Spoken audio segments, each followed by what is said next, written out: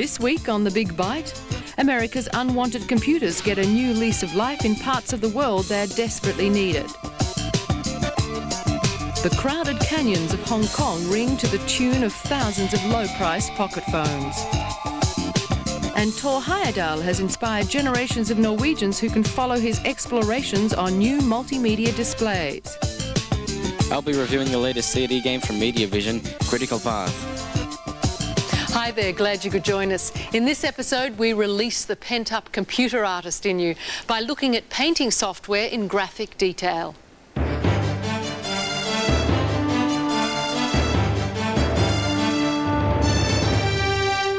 As we've already seen in The Big Byte, multimedia applications are making tremendous differences to the way we learn and entertain ourselves in the workplace, at schools and at home. But multimedia is also making its presence felt in public places as well. And here in Oslo, they're using computers very actively in many of the city's wonderful museums. One of Oslo's unique museums is dedicated to the epic discoveries of the great anthropologist Thor Heyerdahl. It displays the famous stories of the Kon-Tiki and the Ra, great sea journeys that prove the ancient civilizations were in contact with each other across the vast oceans. In many ways, it's a traditional museum, exhibits, maps and models. But as it's the story of just one man's work, and just a few years of it at that, there's no vast collection lying in the basement to collect dust. The original Kon-Tiki is here, and the Ra too, but the boats themselves don't tell us much. The crowning achievement of Heyerdahl's work is difficult to show in a museum environment. Sadly, there's no real place here for the magnificent Academy Award-winning documentaries that Heyerdahl made of his trips. This museum is not an ordinary museum. It's a museum based on a lot of film material, documentation of Thor Heyerdahl's expeditions and excavations. And as you know, the movie format is not very compatible with the museums. 1.5 hours, you can't stand in a corner and watch a movie for 1.5 hours. So the challenge was to make the film material available for the visitors. The results of that challenge are dramatic. By combining film, video, music, text and sound, visitors to the museum now have a dramatic way of learning more about the Heyerdahl triumphs.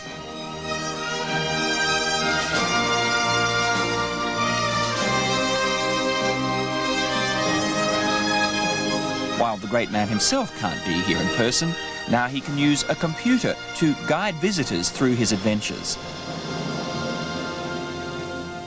The main idea behind all my expeditions is the common origin of through civilizations.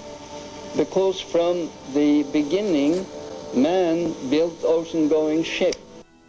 Instead of a dusty museum, now it's an entertaining adventure. Computer displays and touch screens are on hand to tell you more and send you off along on your own paths of discovery. On the outside, it all seems rather simple, but it hides a very complex experiment in the way people absorb information in public places. We didn't have any textbooks, as you say, to work from. Basically, we had to invent the design for how to organize this video material. And in doing that, we had to look at what is video really and what is text really. And our solution was to try to take qualities from text and combine them with qualities from video. In that way, we tried to create footnotes or ways to go out of a sequence of video and dive into more detailed material on one special topic. So the challenge was to make this in a way that was made sense to the users, to the visitors in the museum. The mayor then announced that the screens are loaded on computer hard disks and therefore respond very quickly to commands. There's more than an hour's worth of material, but most will only use it for just a few minutes in the museum. The lessons here seem certain to find their way into home-based systems very soon. The equipment is expensive at the moment. We will see technology is moving into the homes of people. At the moment, we can see the technology is already moving into the offices with CD-ROM technology, and just in a few years from now, people will use their television with the new technology and interactivity. Soon you'll be able to buy an interactive CD-ROM based on the Kon-Tiki system for home use, which raises the question, just how much longer will museums be able to attract visitors to come and see the real thing? As multimedia applications develop in the home, I hope it never replaces the excitement of being able to see the real thing in a museum. But for sure, museums do face new competition, and perhaps a few opportunities as well. You got a problem? You know, one of my worst nightmares is having to redo hours of work that's been misplaced or ruined. I avoid that by making regular copies of my important files. This process is known as backing up. Then when the lights come on, I can get back to work. Backing up can be a complicated and tedious process. Many people don't back up, even though it's an essential part of computing. There are lots of different ways to do it, and you need to be thorough. We suggest you save your work as you go. The safest way to do this is to keep a disk in the floppy drive and save a copy of each file on it. To do this, simply drag the icon for the file you're saving from the hard disk to the icon of your floppy and wait for it to copy. Unfortunately, that's as practical as cleaning your teeth every single time you eat. More realistically, you should at least save a copy of all your working files onto the diskette at the end of each day. To keep your data really safe, store a second set of backup disks at home or somewhere separate from the rest of your software. Software manufacturers recommend you copy your new software to safeguard against damage or loss. This simple method has its price, however. It works fine for your data files, but won't save any alterations to your software settings. That's where an inbuilt or commercial backup package comes in handy. These packages and the built-in facility in recent versions of Windows, for instance, allows you to automate the process. Setting them up can be complicated, but it's worth it in the long run.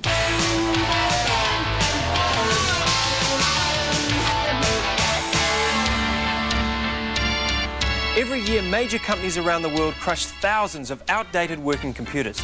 And when you consider that 97% of us don't even have one, well, it's outrageous.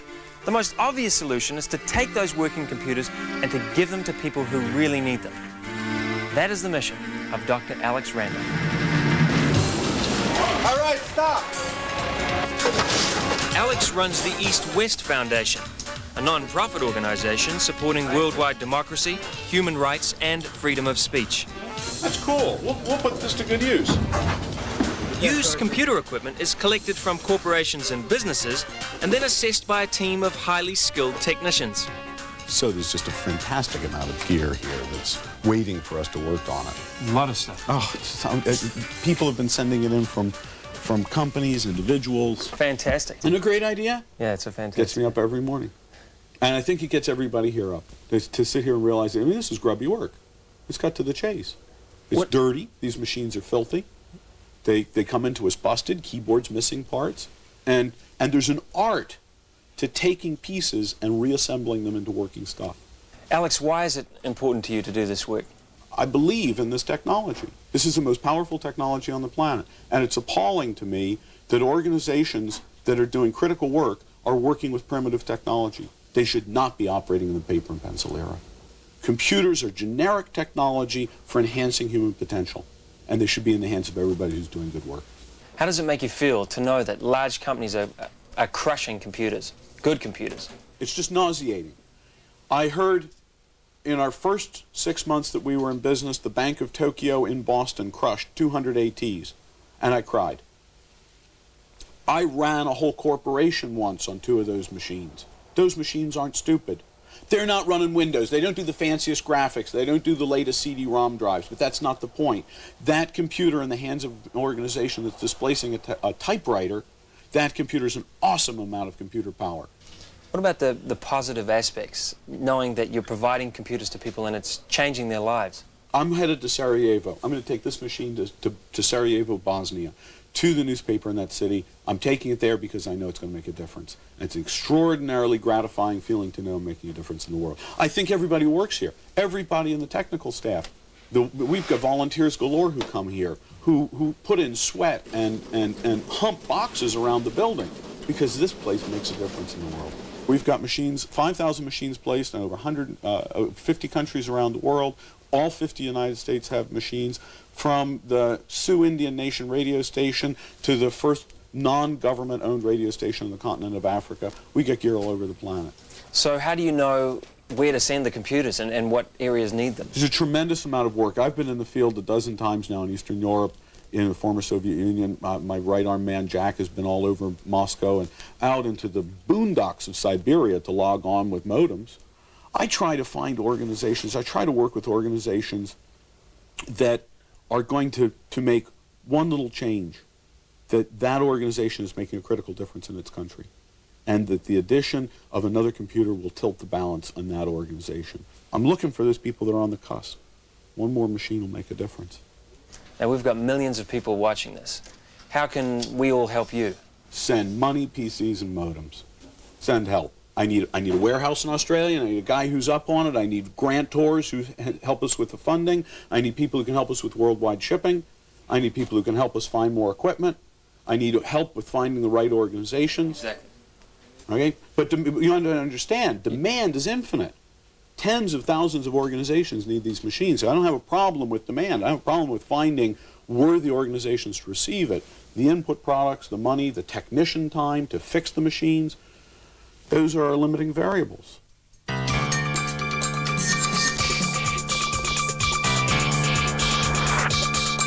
Buy the software, get free support. Once the rule, this basic helpline for computer users is now disappearing. Microsoft, WordPerfect and Lotus are among those charging for advice, an unpopular move. The reality is that software is now a consumer product like any other. Free support actually stems from the time when computers were only for enthusiasts, and that tradition lives on in PC user groups right around the world. Computers are now sold in department stores and usually come with software already installed. You generally don't need much help to get them up and running. Also, a support and service contract may be part of the price. This gets you around any major problems. On the other hand, if you shop around for the best price for each component and assemble them yourself, you're likely to run into more trouble. This is true despite advertisements, and we've all heard them, which claim everything is easy to use. You know the ones, all you do is simply plug and play. Anyone who's tried to upgrade an old computer will understand this only too well. The technical support department of each manufacturer or software publisher know their own products, but now charge to help you. If your problems involve other companies' products, then they may not be able to help you at all. As a result, computer support agencies have sprung up to fill the gap. Operating in much the same way as a neighbourhood mechanic, these companies offer services from holding your hand when you don't know what you're doing to resolving the most obscure of problems. Installing computer equipment and software can be complicated. Help may be difficult to get, and if you do find it, you'll be expected to pay.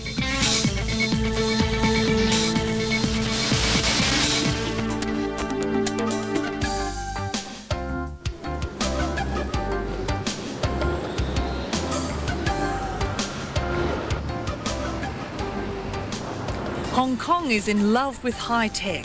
It has the largest number of mobile phone users in the world. Incredibly, there are more mobile phones than there are cars. With all these phones and all these people talking in such a small space, mobile phone lines can get very clogged. It's hard to get a line, you get crosstalk when you do, and even then the call can drop out. As well, the geography here really doesn't help. These canyons between the skyscrapers make it harder for the signals to get through. So the solution has been a different sort of mobile phone. It's a second-generation cordless telephone, or CT2, but it's better known as the people's phone or street phone. It's 1/5 the price of mobile cellular phones and just over twice the cost of the phone you'd have at home. This is how the pager works together with CD2.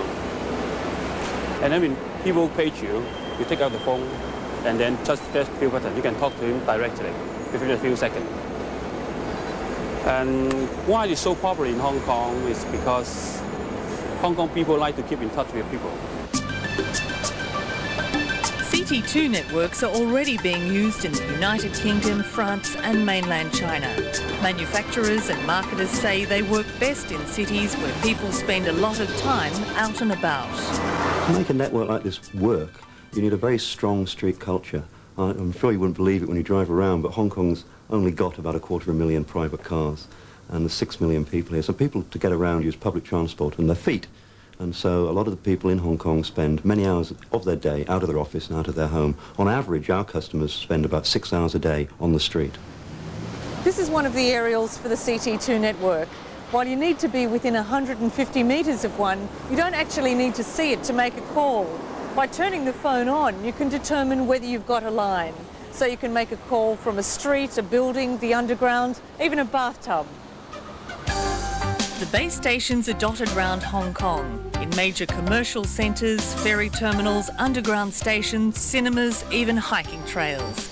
The phones are perfect for city use, but unlikely to work if you head too far into the harbour or try to use one from a moving vehicle, as you lose the signal out of the 150-metre range.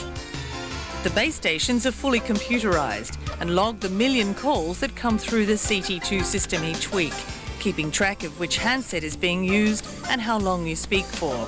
Amazingly, they can also record whether your equipment needs maintenance. While more base stations are planned to give the CT2 network blanket coverage of Hong Kong, the current service is winning converts. Telstra Chevalier, one of 3 CT2 companies in Hong Kong, estimates it alone is signing 10,000 new customers every month. Once you've bought your equipment for around 110 American dollars, you then pay a set monthly fee of around $36, which links you to the system and covers all your calls. Originally, these were seen as the poor person's mobile phone, but a marketing campaign hit squarely at what they called the young streetwise person.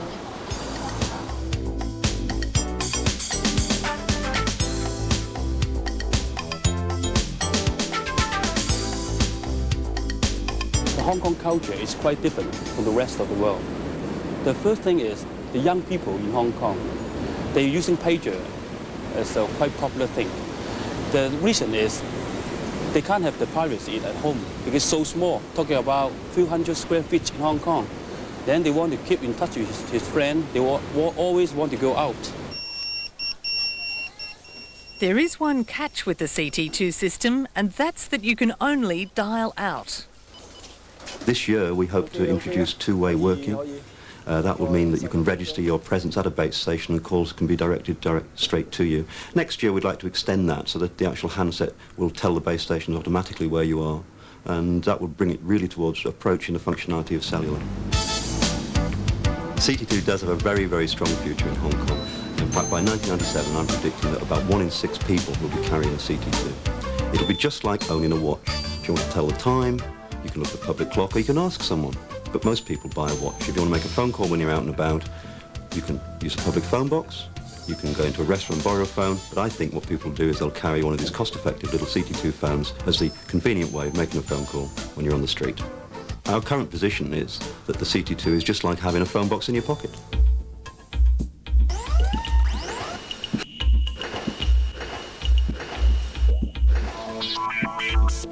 Word processing, as we've seen, is the most commonly used computer application. Adding images to your documents is fun, and if you're in business, it makes everything look far more professional. Engineers and architects have used computers for drawing and design for years, but graphics software packages are now cheap enough for home users. There are lots of different sorts of graphics programs. Having one won't make you into an artist, but it'll let you practice your skills to your heart's content. Painting and drawing programs let you create your own pictures. Your results are only limited by your imagination and talent. Those images were created on personal computers using the package for Intel-based computers, CorelDRAW. Photographic programs allow you to prepare photographs for use in documents or as artwork. To get photographs into your computer, you'll need a scanner or a digital camera. A less expensive way is to buy photographs on disk or copy them into your computer from bulletin boards. Software for business and education allows you to create graphs or presentation packages that can be printed or displayed on the screen. The programs we've shown here are among the best in their category, but there are many less costly choices. There are also many packages intended for the casual user that offer a combination of all features such as arts and letters and graphics works. It's important for you to know the difference between what's called a vector-based drawing package and photographic packages that work on the actual image on screen. With a vector-based package, every step of the drawing process is independently recorded. For instance, you can go back to the stage before you gave the dinosaur its teeth and even do some drastic dental surgery. In other words, you can manipulate each component of your work without redoing or affecting the entire job. Image manipulation software is designed to work with scanned photos or other images. Because you can apply special effects to the image, they are used by professionals for photo retouching. They're different from drawing packages because the effects you apply actually change the underlying image rather than adding new elements to them. It's not so easy to go back and remove a step that's already been saved. We use these methods to create the Big Byte publicity photo. In a later episode, we'll look at this in more detail. The winner for this week's animation competition is Samuel Littlemore from Moronga for the Big Byte Man. He wins the fantastic Ava video converter to convert his animations onto video, and he's in the running for the desktop video outfit for Compaq and Leico Vision. This wild piece is the sort of animation that's out there, creative and exciting. Submit your work on Intel-based discs in the Flick file format. Get animated now. What's that noise?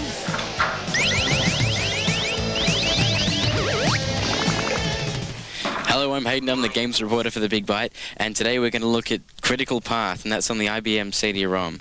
Now, you need a really expensive, huge, massive computer to run this. You need a lot of memory, you need a sound blaster, or you can't play, you need a super VGA monitor, and of course you need the CD-ROM, and that costs a bit by itself.